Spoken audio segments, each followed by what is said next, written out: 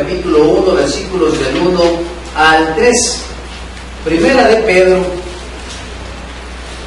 Seguimos con el estudio de las epístolas generales. Ya terminamos Santiago y hoy vamos a iniciar Primera de Pedro. Así es que espero que no dejen su cuadernito, su libreta de anotes. Hoy vamos a hacer lo que es la introducción a esta epístola universal de Pedro y vamos a leer del versículo 1 y 2. ¿Lo tenemos? Amén. Y si no, ahí va a salir en pantalla y dice la palabra de Dios. Pedro, apóstol de Jesucristo, a los expatriados de la dispersión en el Ponto, Galacia, Capadocia, Asia y Bitinia, elegidos según la presciencia de Dios Padre en santificación del Espíritu, para obedecer y ser rociados con la sangre de Jesucristo. Gracia y paz os sean multiplicadas. Señor, te damos gracias, Padre, en esta noche, por el privilegio y la oportunidad que nos das de poder empezar, Señor, un estudio bíblico de tu palabra. Oramos desde ya, Señor, para que seas tú bendiciéndonos a través de este sermón, que utilices mi mente, mi corazón, mi voz, y que cada uno de nosotros podamos salir instruidos, conocedores más de lo que tú tienes preparado para la vida de un creyente, que pueda ser de edificación a nuestras vidas, y que podamos, Señor, poner en práctica lo que aprendamos. En el nombre de Jesús, amén y amén. Puede sentarse. En esta noche damos el inicio a la epístola general de Pedro. Una epístola que va a marcar la vida del cristianismo. Y la va a marcar porque esta epístola es diferente a la de Santiago. La de Santiago hablábamos que había sido una epístola y que el tema principal de Santiago habíamos dicho que era, vamos a ver, el evangelio práctico. Hablábamos que la epístola de Santiago era el evangelio práctico, que el evangelio es práctico en la vida de ¿qué? De todo creyente. Pues en la primera epístola de Pedro cambia el rumbo de las epístolas, porque esta epístola es doctrinal. Y dentro de esta epístola vamos a ver el sufrimiento del cristiano. Y el tema principal de la primera epístola de Pedro es el sufrimiento. Y eso quiere decir que la vida del cristiano no es fácil, hermano. Que la vida del cristiano es de compromiso.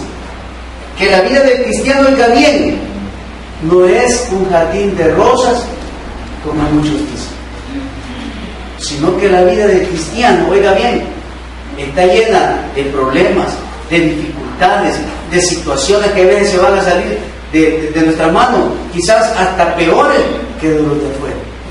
¿Por qué? Porque el venir a Cristo, oiga bien, trae un sufrimiento externo, pero internamente es una ganancia para mi vida. Entonces, vamos a definir en esta noche, para aquellos que no pudieron estar en Santiago, que es una epístola. Y hablábamos, para que lo anote, que una epístola es el nombre arcaico de una escritura dirigida a una persona o a un grupo de personas, por lo general una carta didáctica sobre ética o religión. Entonces, es una carta que va dirigida a su vida, a su familia, a su negocio, y en aquel entonces, ¿a quién? A los hermanos expatriados. ¿Y que va a servir para qué? Para que nosotros seamos formados o dirigidos a través de ella, y que en la prueba, que en el dolor, en la dificultad, siempre podamos salir como victoriosos, no en nuestro nombre, sino que en el nombre de nuestro Señor Jesucristo. Entonces, una epístola va dirigida a un grupo de personas. Ahora en la iglesia. Número 2. También dice que una epístola es una composición poética en forma de carta y cuyo fin principal es exponer ideas didácticas o moralizadoras. Entonces, la idea central, oiga bien, de esta epístola es que usted y yo aprendamos a conocer que dentro del cristianismo van a haber sufrimientos. Y usted lo puede ver en su vida diaria. Cuando se le enferma un niño, no hay un sufrimiento. Pero ¿cuál es la esperanza? Que Dios lo sabe. Y que también la medicina que el médico me da me ayude a que mi hijo pueda ser sanado. Entonces, pero aquel que no es cristiano, el sufrimiento llega, lo marca y hace que esta persona, en vez de buscar a Dios, que busque las cosas de afuera. Y por eso vemos muchas personas que cuando viene la prueba, cuando viene la dificultad, se refugian en el cigarrillo, se refugian en el alcoholismo, se refugian en la discoteca y así en diferentes cosas. También dentro del cristianismo, lamentablemente, no todos tienen la madurez espiritual y cuando viene la prueba, ¿qué hacen? Regresarse al mundo, regresarse a su pasada manera de vivir. También vamos a ver el autor y año de la escritura.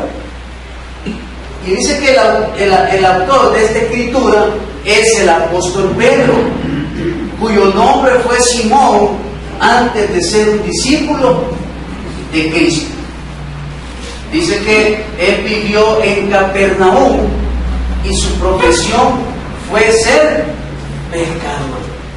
Ahí dice muchos que Pedro, a pesar de como muchos historiadores lo pintan y dicen que Pedro no era un letrado y que Pedro era una persona que ni sabía leer ni escribir, eso dicen unos, pero otros dicen que Pedro era empresario, porque Pedro era pescador y en ese tiempo el que pescaba era porque era dueño del barco.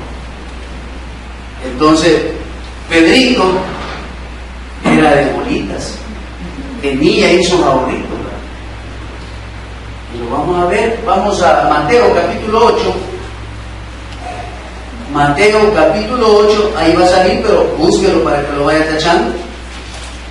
Mateo capítulo 8, versículo 5.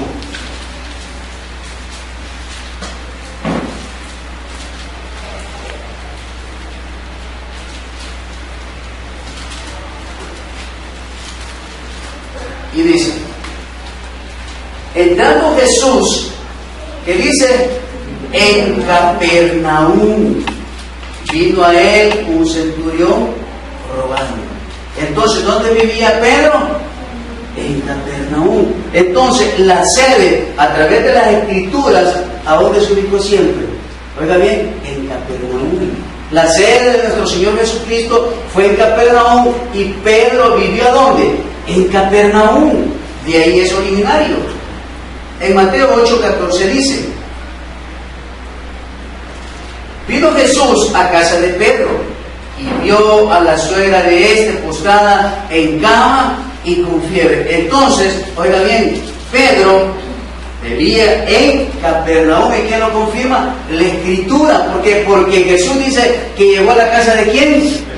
De Pedro. Pues vamos a Mateo capítulo 4.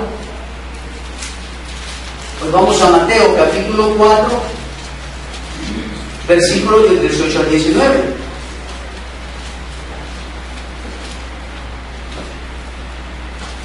Y dice, andando Jesús junto al mar de Galilea, vio a dos hermanos, Simón, llamado Pedro, y Andrés su hermano, que echaban la red en el mar, porque eran pescadores. Y les dijo, venid en pos de mí, y os haré pescadores de hombres. Entonces podemos ver que Jesús estaba llamando a una persona, como dicen muchos, no letrada, pero no era así. Porque si Pedro era un pescador, se movía en los mercados. ¿A qué? A vender lo que pescaba. Y si usted lo puede ver a través de su palabra, ¿le puso alguna objeción Pedro cuando lo llamó Jesús? No. Y si usted lo lee, dice, y dejando sus redes, le siguieron. Aunque más adelante regresó a pescarla. Pero en ese momento, él dejó lo que estaba haciendo y siguió a quién? Al Maestro. En nuestro llamado que Dios nos ha hecho, cada uno de nosotros, le hemos dejado todo y lo estamos siguiendo. Oiga bien, he dejado todo y estoy siguiendo verdaderamente a Jesús. Y dejarlo todo, hermano, no estamos hablando de las cosas externas, estamos hablando de lo que está aquí en el corazón. Porque yo ya pude haber dejado de tomar, ya dejé de fumar, ya dejé de tener mujeres, pero mi corazón está en tener al Señor. Y mi corazón está lleno, oiga bien, como dice el pastor general, de piedra número 8, de grava número 7, de arena, de cascajo. Mi corazón lo tengo como que es una bomba de tiempo a punto de explotar. ¿Por qué? Porque lo he dejado todo y estoy siguiendo de corazón a quién? Aquel que me ha llamado. Entonces, ¿qué dice Pedro? Y dejando sus redes, le siguieron. Seguir a Jesús es lo mejor que usted y yo podemos hacer en nuestra vida. Porque a pesar de la prueba o de la dificultad, oiga bien, iglesia, si yo sigo a Cristo de corazón, Él va a luchar por mí. Oiga bien, si yo sigo a Cristo de corazón, Él va a luchar por mí. Yo no voy a tener que hacer absolutamente nada. Solo confiar en quién, en Él. ¿Confía usted en Dios? ¿Confía usted verdaderamente en Jesús? ¿Ha creído usted el llamamiento que Dios le ha hecho a ser parte de su milicia? A ser parte de los llamados, de los convocados, de los sacados fuera del mundo, a venir al reino de los cielos y seguir a Cristo con todo su corazón. Pedro lo hizo. Pedro dijo, yo te seguiré, Señor. Aunque lo agarramos después, ¿ves? Sí, pero lo dejó 3 veces. ¿Y yo cuántas veces lo he negado? Solo hoy, ¿cuántas veces hemos negado a Jesús? Pregúntese. Pero lo agarramos, ¿no? Y si yo lo tuviera, pastor, ahorita, Pedro, le dieron solo, ¿qué? ¿O no? Pero Pedro atendió el llamado del Señor. Y oiga bien, que en esta epístola ya no es el mismo Pedro del inicio. Ya no es el mismo confrontativo. Ya no es aquel que sacó la espada y le quiso volar la cabeza a Marco. Porque oiga, según un historiador por ahí, dice que la intención de Pedro, ¿usted cree que era cortarle la oreja? ¿Ah? No, era decapitarlo. Esa era la intención de Pedro. Pero ¿quién permitió que la espada se resbalara aquí? Jesús permitió que le resbalara y le cortara la oreja y se la volviera a poner. Porque, oiga bien, porque si Jesús no hace eso con su poder divino, le hubiera cortado la cabeza, ¿sí o no? ¿Y qué le hubiera tocado hacer a Jesús? Pegarle la cabeza. Y si le pega la cabeza, ahí termina el plan perfecto de Dios.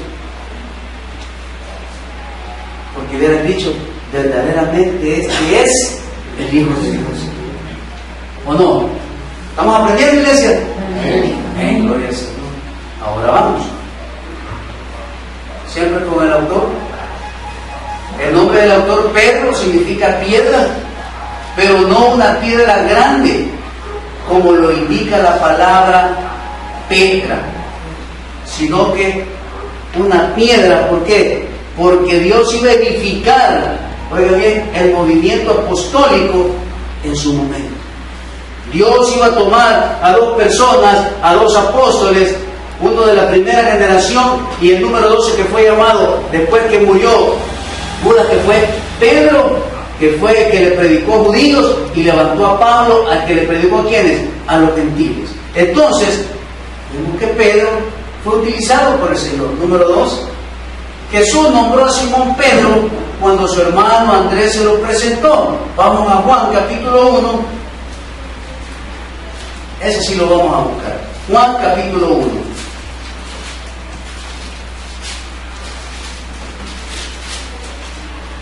Versículos del 40 al 42.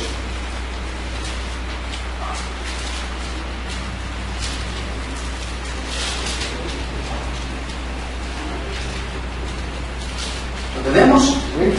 Amén. Y dice la palabra: Andrés, hermano de Simón Pedro, era uno de los dos que habían oído a Juan. ¿A cuál Juan? A Juan el Bautista, y habían seguido a Jesús. Este halló primero a su hermano Simón y le dijo: hemos hallado al Mesías, que traducido es el Cristo.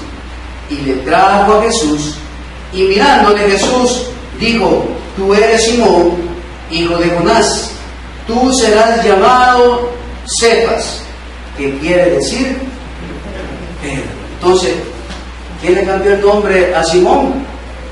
Nuestro Señor Jesucristo. Y le puso Cefas. Las personas que son mesiánicas, que son judíos convertidos, no dicen Pedro, sino que dicen Cefas. Vamos a ir a primera de Cefas, dicen ellos. Número 3. La tradición dice que Pedro fue crucificado con la cabeza hacia abajo, en un lugar no muy distante de Roma, en el año 67 al 68 después de Cristo. Pedro dice que experimentó en carne propia muchas de las formas de sufrimientos acerca de las cuales él escribe en sus epístolas. ¿Por qué dice que es de sufrimiento? Porque el Imperio Romano agarraba a los cristianos y los ponía como antorchas, los amarraba, derramaban brea o, vamos a decir, gasolina, y les prendían fuego. Y con eso alumbraban, ¿qué? Los coliseos. Y metían a los cristianos y decían a los leones, y los leones se los comían. Entonces, Pedro habla de ese sufrimiento. Los latigaban, los martirizaban.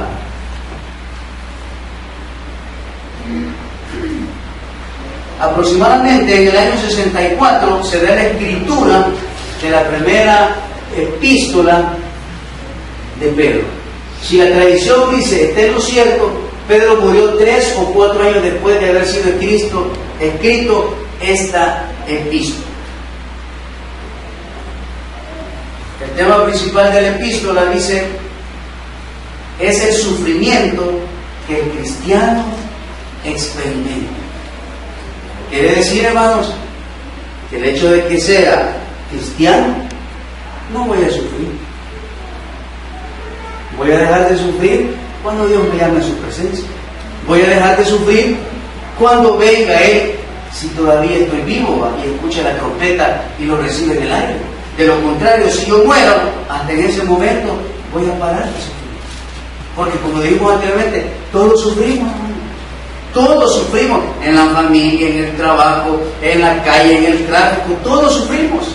Entonces Pedro, el tema principal que trae en su epístola es el sufrimiento que el cristiano experimenta. Número 2, también dice, pudiéramos presentar el tema central de la siguiente manera: si alguno sufre como cristiano, no se avergüence, sino glorifique a Dios en este nombre. Vamos a Pedro 4:16. Primera de Pedro 4:16.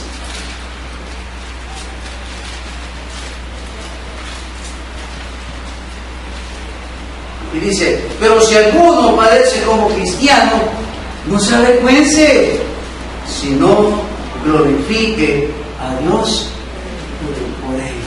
Que dice, glorifique a Dios por ello. Y dice, anda a quejarte donde tu mamá, anda a quejarte de tu suegra, anda a quejarte con la señora de la tienda, anda a quejarte con tus amigos. ¿Va que no dice eso? Que dice, iglesia, glorifique a Dios. Entonces, en mi sufrimiento, ¿a dónde voy a ir?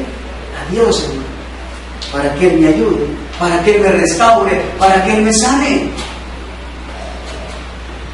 siempre hablando acerca del libro. Esta epístola fue dirigida a la dispersión, los expatriados, de los cristianos en este mundo hostil.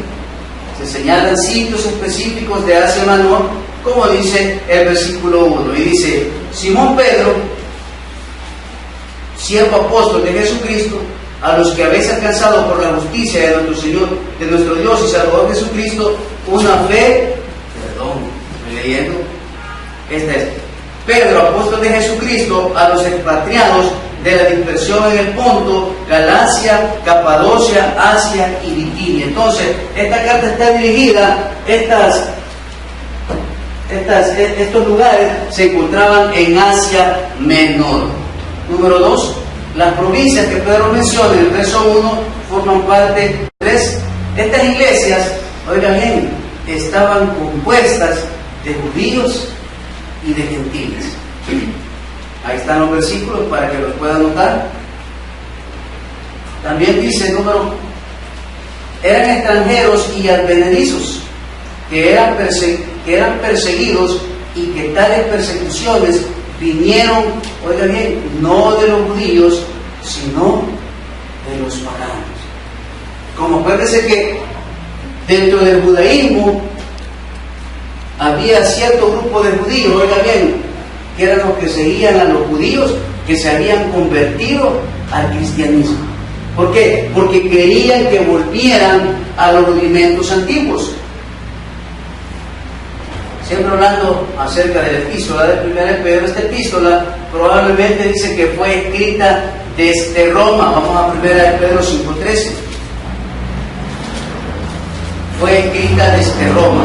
1 Pedro 5:13.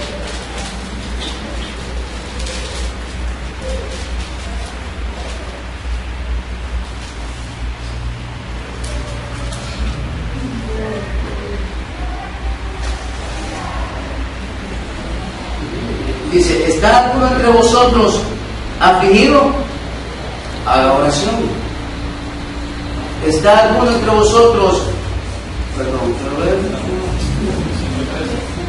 5:13 está. ¿Está alguno entre vosotros afligido? Haga oración.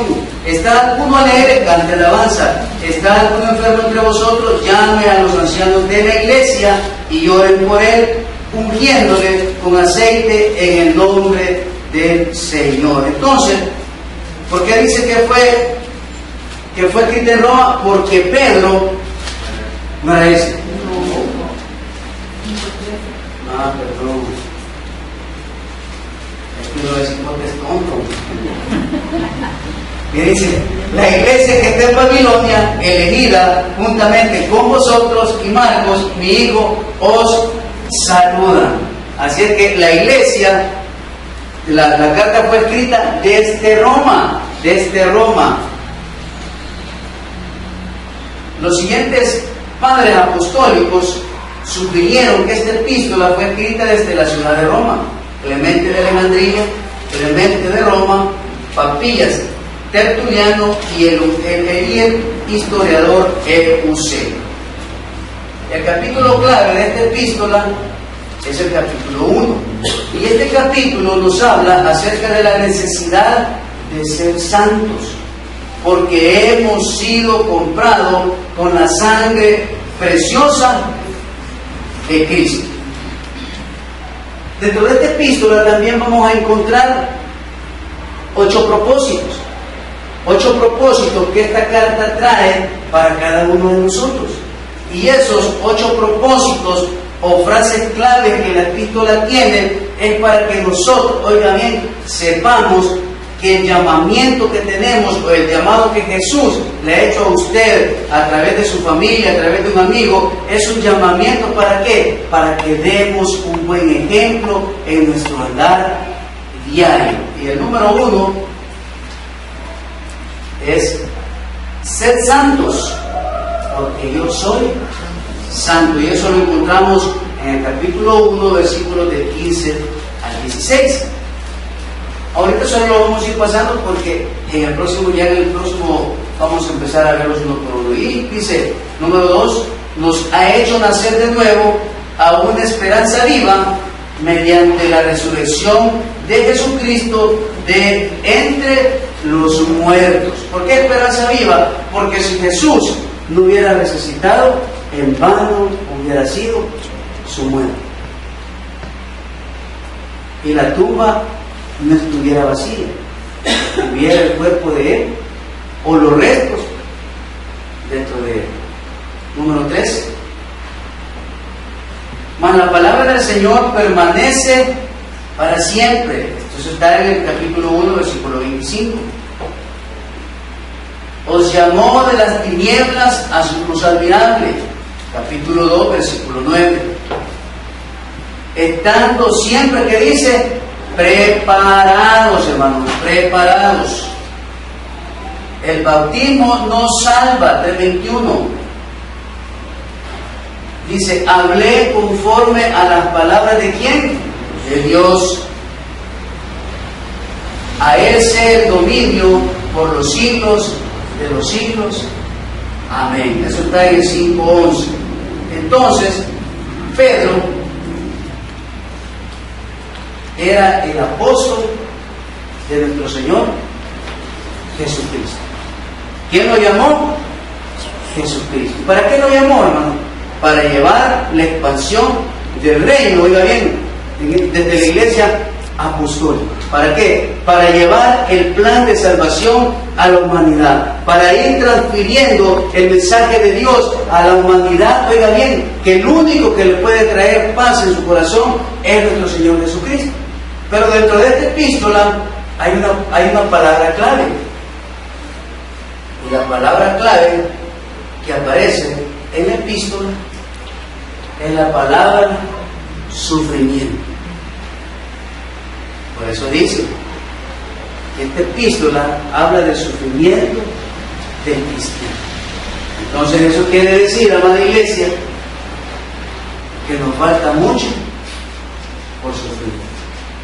Oiga bien, nos falta mucho por sufrir. Pero en el sufrimiento que venga, Dios va a ser su fortaleza, Dios va a ser su fuerza, y Dios es el que va a estar luchando por usted. Claro, que para que eso se viva en mi vida, tengo que estar pegadito con quién, con Él. Tengo que vivir para Él. Tengo que haber nacido de nuevo. Tengo que demostrarle a las personas que Cristo está en mí. Tengo que reflejar que el amor de Dios esté en mi vida. Entonces, no va a importar el sufrimiento que venga. ¿Por qué? Porque yo sé que Dios va a luchar por mí, hermano. Si no, no existe ese versículo del Proverbio que dice, el caballo se alista para la batalla, mas Jehová es el que da.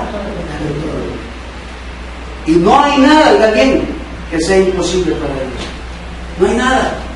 Humanamente sí, pero para Él no hay nada imposible. ¿Por qué? Porque en Dios hay esperanza. El bosquejo del libro se compone de la siguiente manera. Habla de la salutación, que es la presentación del escritor.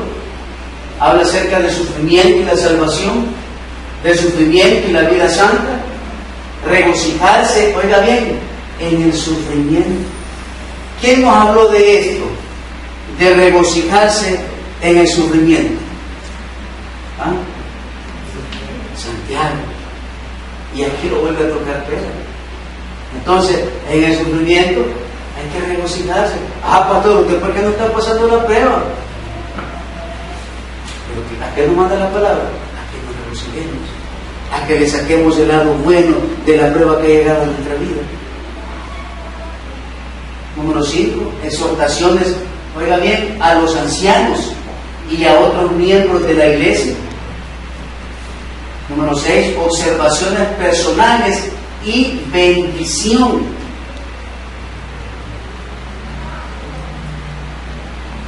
Y también tenemos los puntos de cada capítulo.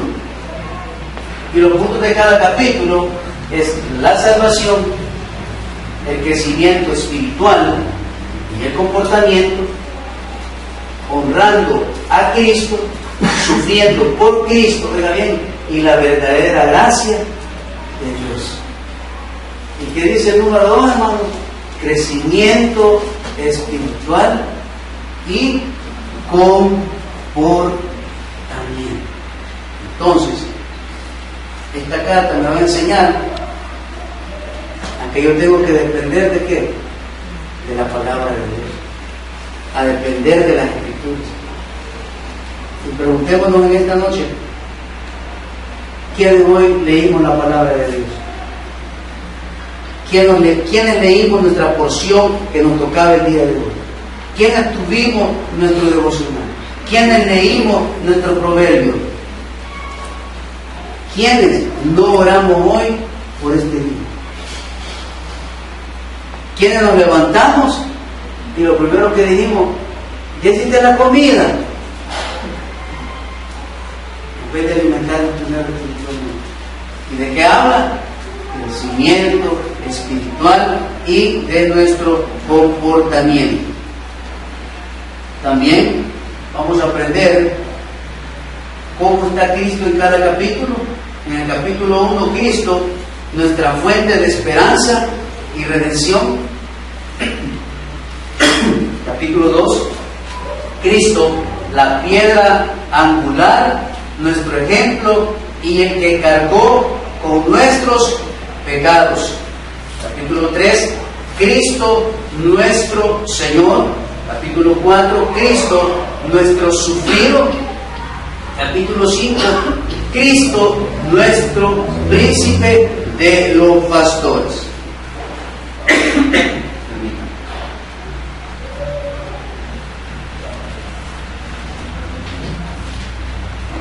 También vamos a tener lecciones prácticas de cada capítulo. Hemos nacido de nuevo para una esperanza viva. Necesitamos ser santos como Dios es santo. Un gran reto, hermanos. No hay que conformarnos a los deseos que antes teníamos. Hemos sido redimidos, dice, con un alto precio, que es la sangre de nuestro Señor Jesucristo derramada en la cruz del Calvario. ¿Y por qué dice eso, hermano? Porque en el Antiguo Testamento, oiga bien, una vez al año entraba el sumo sacerdote, ¿para qué? Para redimir los pecados de la nación. O sea que ese perdón, ¿cuánto duraba? Un año duraba nada más. Oiga bien, el perdón duraba solamente un año, porque el siguiente año tenía que entrar otra vez el sumo sacerdote y hacer derramamiento por la nación. Mas el sacrificio de Cristo, ¿qué fue? Fue eterno, hermano. Fue perpetuo. ¿Por qué? Porque se rasgó el velo del templo y dice que Él entró al lugar santísimo y se fue de un solo al lugar santísimo celestial. También dice que la palabra de Dios permanece y permanece para siempre.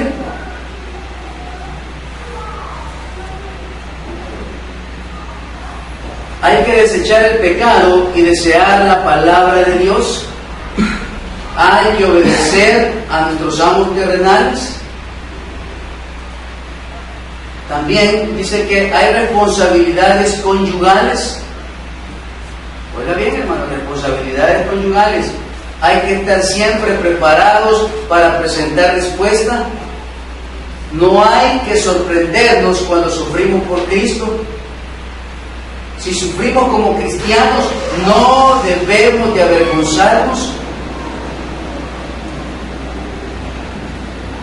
Hay que echar toda nuestra ansiedad sobre Él, sobre Dios. Usted no es el único que sufre. Ay, Señor, no, todos sufrimos por igual. Creyentes y no creyentes también. Y aquí iniciamos el capítulo 1, vamos a leerlo, versículo 1 y 2. Simón Pedro, siervo y apóstol de Jesucristo, a los que habéis alcanzado por la justicia de nuestro Dios y Salvador Jesucristo, una fe igualmente preciosa.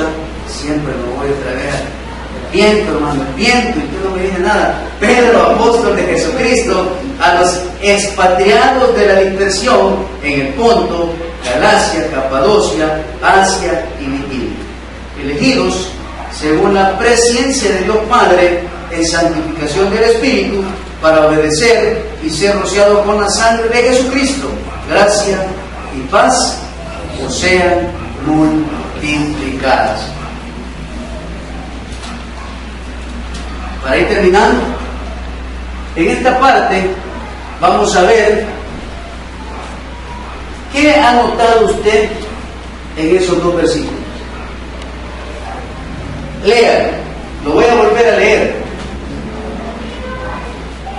Ahí hay, en esos dos versículos, está representado Dios.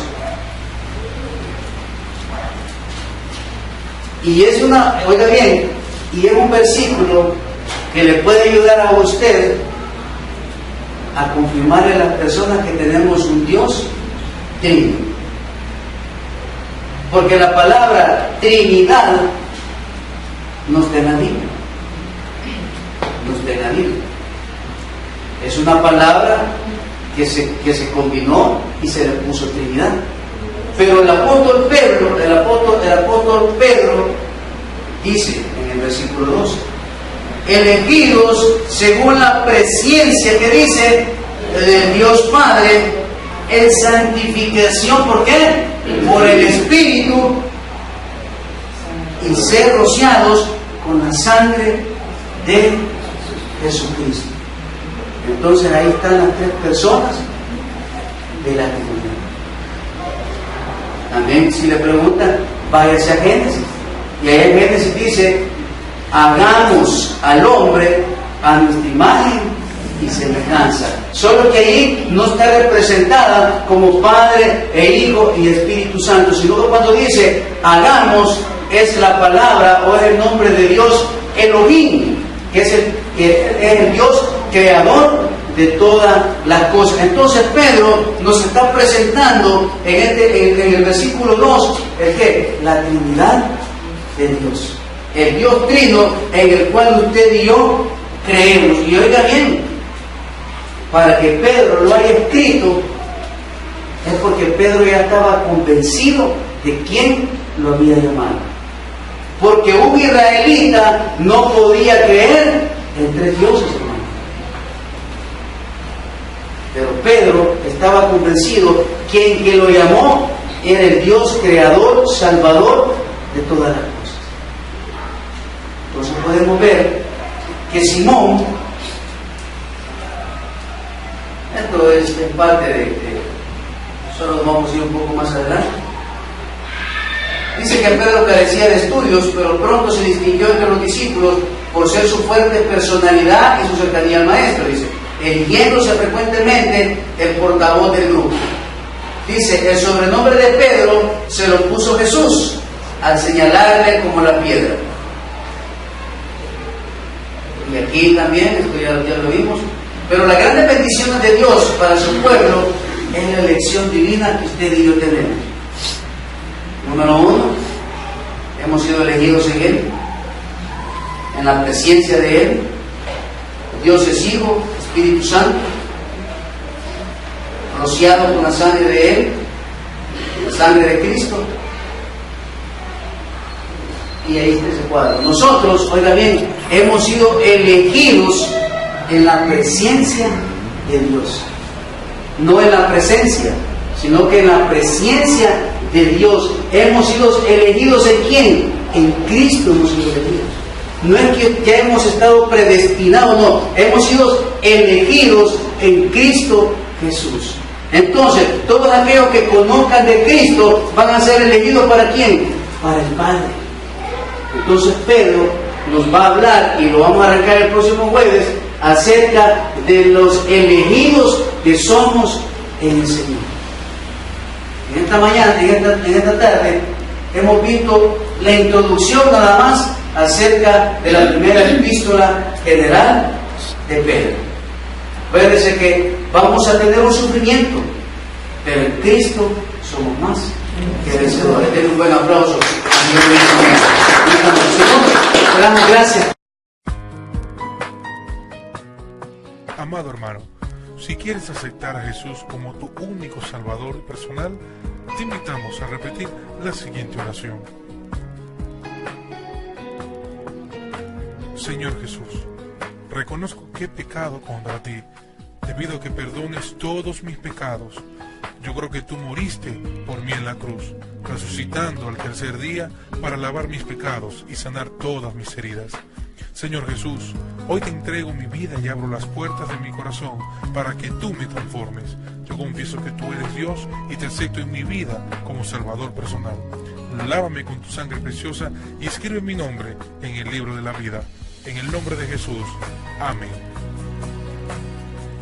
Si repetiste esta oración, te invitamos a que te congregues a la iglesia cristiana más cercana o busques ayuda con algún amigo o familiar que sea creyente y te pueda orientar en esta nueva etapa de tu vida. Felicidades, has tomado la mejor decisión.